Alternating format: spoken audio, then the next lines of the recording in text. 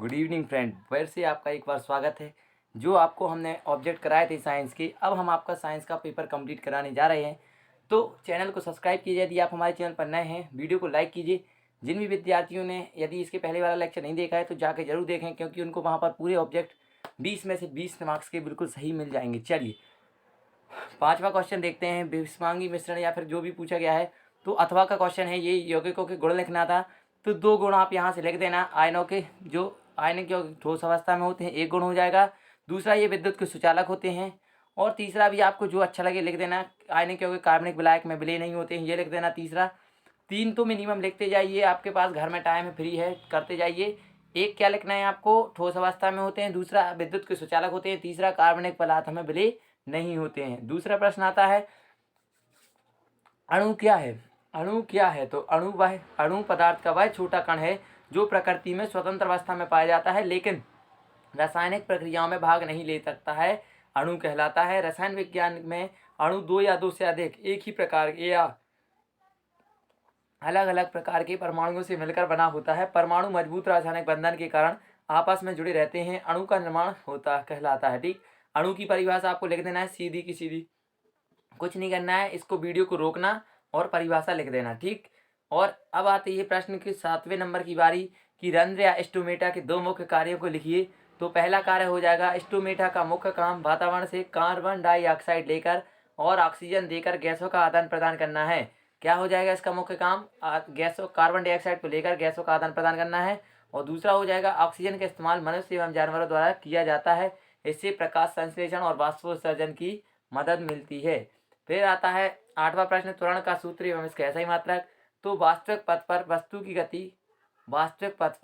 की गति की दर के लिए हम एक दूसरी राशि को प्रयुक्त करते हैं, जिसे औसत चाल कहते हैं। वस्तु की यात्रा की अवधि में चली गई कुल पथ लंबाई और इसमें लगे समय के भागफल को औसत चाल कहते हैं। प्रश्न को विशेष तौर पे मिलाना यहाँ भी मैंने लिख दिया है। 8वां प्रश्न है, और वो कौन सा प्रश्न था, 7वां था, ध्यान रखते जाना। ठीक, अब आती है बात 9वें प्रश्न की। 9वें प्रश्न कहता है, गति का प्रथम नियम लिखिए। तो आपको गति का प्रथम नियम लिख देना है, प्रत्येक पिंड तब अपनी अवस्था में, विराम अवस्था में अथवा सरल रेखा में एक समान गति की अवस्था में रहता है, जब तक कोई बाह्य बल उसे करने की जड़त से नहीं लगाया जाता। यानी कि बाह्य बल या बल नहीं लगाया जाता, या फिर तो इसे जड़त्व का बल भी कहा जाता है या नियम भी कहा जाता है।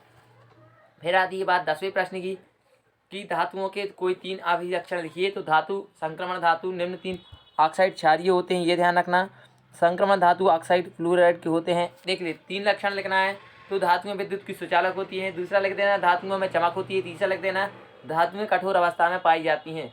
जो मैंने बोला है उनको लिखना है। धातुएं कठोर अवस्था में पाई जाती हैं, धातुएं विद्युत की सुचालक होती हैं, धातुएं चमकीली होती हैं, और कुछ नहीं लिखना है। ठीक, वो थोड़ा मिस्टेक हो गया, ध्यान रखना। अब आता है बात प्रश्न नंबर 11। यहाँ पर आपसे पूछा गया है, इलेक्ट्रॉन प्रोटॉन एवं न्यूट्रॉन के गुणों की तुलना कीजिए। तो आपको तुलना कर देना है सीधा। न्यूट्रॉन पर कोई आवेश नहीं होता है। न्यूट्रॉन का द्रव्यमान प्रोटॉन के द्रव्यमान के बराबर होता है, और न्यूट्रॉन नाभिक में स्थित होता है। इसे n से प्रदर्शित किया जाता है, ये आप ध्यान रखेंगे। बस इसमें ही आपका काम बन जाएगा। चलिए अब यहाँ देखिए, आप कोशिका को बिजली घर या पावर हाउस क्यों कहा जाता है। तो माइटोकॉन्ड्रिया को कोशिका का बिजली घर अथवा पावर हाउस कहा जाता है या ऊर्जा घर कहा जाता है, क्योंकि यह भोजन के ऑक्सीकरण तथा ऊर्जा उत्पादन का कार्य करता है। क्या करता है ये, भोजन के ऑक्सीकरण तथा ऊर्जा उत्पादन का कार्य करता है। तो माइटोकॉन्ड्रिया इसका आंसर हो जाएगा। 13वां प्रश्न आता है, एक समान और असमान गति को परिभाषित कीजिए। एक समान वृत्तीय गति किसे कहते हैं, तो उदाहरण दीजिए, सुनिए। जब कोई वस्तु एक निश्चित बिंदु को केंद्र मानकर जब उसके चारों ओर वृत्तीय पथ पर समान चाल से गति करती है, तो उसकी गति एक समान वृत्तीय गति कहलाती है। यह कार प्रत्येक 10 मिनट में 1 किलोमीटर की दूरी तय करती है। तो इस स्थिति में कार की गति एक समान गति कहलाती है। घड़ी की मिनट वाली सुई प्रत्येक 1 घंटे में 1 चक्कर पूरा करती है, ये आपको ध्यान रखना है। 14वां नंबर आता है, ग्रीन हाउस प्रभाव क्या है। तो ग्रीन हाउस प्रभाव या हरित गृह प्रभाव क्या होता है, तो सुन लो। एक प्राकृतिक प्रक्रिया है जिसके द्वारा किसी ग्रह या उपग्रह के वातावरण में मौजूद कुछ गैसें वातावरण के तापमान को अपेक्षाकृत अधिक बनाने में मदद करती हैं। इन ग्रीन हाउस गैसों में कार्बन डाइऑक्साइड, जलवाष्प, मीथेन आदि शामिल होती है। इसको भी आपको याद रखना है। ठीक, 15 नंबर प्रश्न आता है, परिभाषित कीजिए। तो आपको ध्यान रखना है 1 मोल परमाणु द्रव्यमान के बारे में, या फिर आपको मीथेन के बारे में पूछा जा सकता है। तो 1 मोल आप याद रख लीजिएगा। 1 मोल ऑक्सीजन अणु का भार लगभग 32 ग्राम होता है, जबकि 1 अणु ऑक्सीजन बराबर होता है। ठीक, इसको थोड़ा आप लोग लिख लेना। अब आती है बात, ये परमाणु द्रव्यमान किसे कहते हैं। तो परमाणु द्रव्यमान होता है एक परमाणु की द्रव्यमान को परमाणु द्रव्यमान कहते हैं। इसकी इकाई एकीकृत परमाणु सांद्रता मात्रक होती है। और आप सभी से निवेदन है कि इसको पूरा लेक्चर देखें और वीडियो को लाइक करें, चैनल को सब्सक्राइब करें, क्योंकि आप सभी की ज़रूरत हमें है और हमारी ज़रूरत आपको है। और जब भी आप कोई पेपर होगा तो आपको सबसे पहले मेरे यहाँ पूरा लेटेस्ट एक साथ पूरे वीडियो आपको मिल जाएंगे, कहीं जाने की ज़रूरत नहीं रहेगी। तो इसीलिए कह रहे हैं चैनल को सब्सक्राइब करें, बेल आइकन को प्रेस रखें, जिससे कि जब भी आपका पेपर हो तो बस आपको हमारे यूट्यूब चैनल खोल के देख लेना है, तो आपका पेपर हमारे इस पर मिल जाएगा। और मॉडल पेपर भी इस पर मिल जाएंगे 5 दिन पहले परीक्षा के। तो उन मॉडल पेपर को लगा लें, तो मैं गारंटी दे रहा हूँ आपका पूरा का पूरा उसी में से आएगा। ठीक ना। चलिए अब हम बात करते हैं 16 नंबर प्रश्न की। 16 नंबर प्रश्न में है न्यूरॉन का सचित्र वर्णन करना था। तो न्यूरॉन का आप चित्र बना दीजिएगा, ये चित्र है। ठीक, अब आती है बात 17 नंबर प्रश्न की। तो 17 नंबर प्रश्न ये दिया हुआ है कि द्रव्यमान और भार में अंतर पूछा गया था। तो द्रव्यमान देख लीजिए क्या होता है।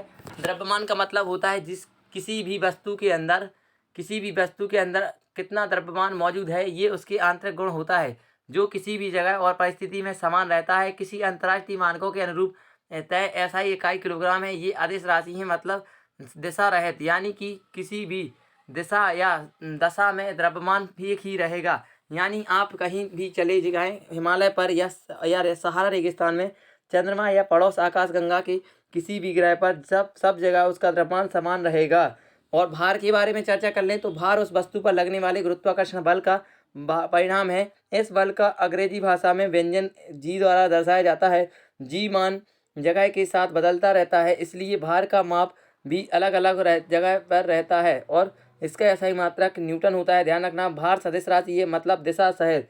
बल का मान इस पर निर्भर करता है कि वह किस दिशा में लग रहा है। भार उस पर लग रहा बल की परिणाम है, इसलिए भार भी दिशा का परिणाम निर्भर करेगा। प्रश्न नंबर आता है 18, बल्ब जलाने पर ऊर्जा रूपांतरण कैसे होती है। तो देख लीजिए, बैटरी में रासायनिक क्रिया होती है, जिससे रासायनिक ऊर्जा विद्युत ऊर्जा में परिवर्तित होती है। विद्युत ऊर्जा बल्ब को जलाकर प्रकाश ऊर्जा में और ऊष्मा ऊर्जा में रूपांतरित करती है। ठीक, ये आपको लिख देना है। 19 नंबर प्रश्न है, संक्रामक रोग क्या है। जीवाणु द्वारा होने वाले 4 रोगों के नाम लिखिए। तो देखिए, कुछ रोग जैसे टेटनस रोगाणु जनित हैं, पर एक व्यक्ति से दूसरे व्यक्ति में नहीं फैलते हैं। परंपरा से ऐसे रोगों को संक्रामक रोग कहा जाता है, जो एक रोग से माने कि जो क्या होते हैं, जो भी लिखा हुआ है देख लेना। संक्रमण रोग के कारण में बैक्टीरिया और वायरस, फफूंद और सूक्ष्म परजीवी पाए जाते हैं, शामिल होते हैं। देखिए, यदि आपने हमारा साइंस का लेक्चर, सामाजिक विज्ञान का लेक्चर और जैसे कि हमने इंग्लिश का भी पेपर आपको कराया है, तो नहीं देखा है तो प्लीज़ जाके देखें, उसमें आपको बहुत फ़ायदा होगा। थोड़ा नहीं, पूरा का पूरा पेपर हमने इंग्लिश में कराया है। किसी ने भी इंग्लिश का पूरा पेपर नहीं कराया है, हमारा चैनल ही एकमात्र है जिसने सबसे पहले इंग्लिश का पूरा पेपर कराया था। ठीक, चलिए 20 नंबर पर आता है समस्थानिक क्या है। तो हाइड्रोजन के 3 समस्थानिकों के नाम एवं संकेत लिखिए। तो निम्न परमाणु की परमाणु संख्या का संरचना का आरेख बनाइए। ये आ जाएगा, तो आपको ये कुछ नहीं करना है, ये लिख देना सीधा, हाइड्रोजन के समस्थानिकों के नाम लिख देना है। ठीक ना। चलिए ये देखिए अब कि भैया पादप कोशिका का वो बनाना था, क्या कहते हैं उसको, चित्र।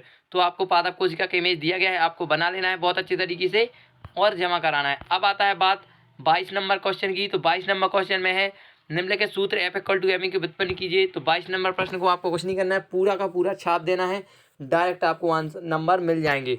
तो यदि आपको हमारा वीडियो अच्छा लगा हो तो प्लीज़ यार निवेदन है, कुछ भी समझ लो आप लोग कि हम आपकी इतनी मदद कर दी है, तो आप हमारा चैनल तो सब्सक्राइब कर ही सकते हैं और अपने फ्रेंड को भी एक बार शेयर कर दें जिनको भैया ये पेपर नहीं बन रहा है, इंग्लिश का, मैथ्स का और सभी पेपर हमने किए हुए हैं, नहीं मिल रहे हो तो हमें मैसेज करें कमेंट बॉक्स में, तो हम आपकी वो मदद कर देंगे। मिलते हुए नेक्स्ट लेक्चर में। हमारी यही दुआ है कि आपको पूरे के पूरे नंबर मिलें। हम आपके उज्जवल भविष्य की कामना करते हैं। इसी के साथ आप हमारे चैनल को सब्सक्राइब कीजिए, लाइक कीजिए और आगे भी आने वाले पेपरों के लिए हमारे चैनल को बेल आइकन प्रेस कीजिए, जिससे कि जब भी पेपर होंगे सबसे पहले हमारे यूट्यूब चैनल पर ही आपको देखने को मिलेंगे। और वायरल माने पेपर जो होंगे ना, आपको ऐसे पेपर दिए जाएंगे जिसमें से ही पूरा क्वेश्चन आएगा। तो जय हिंद, जय भारत। हम आपके उज्जवल भविष्य की कामना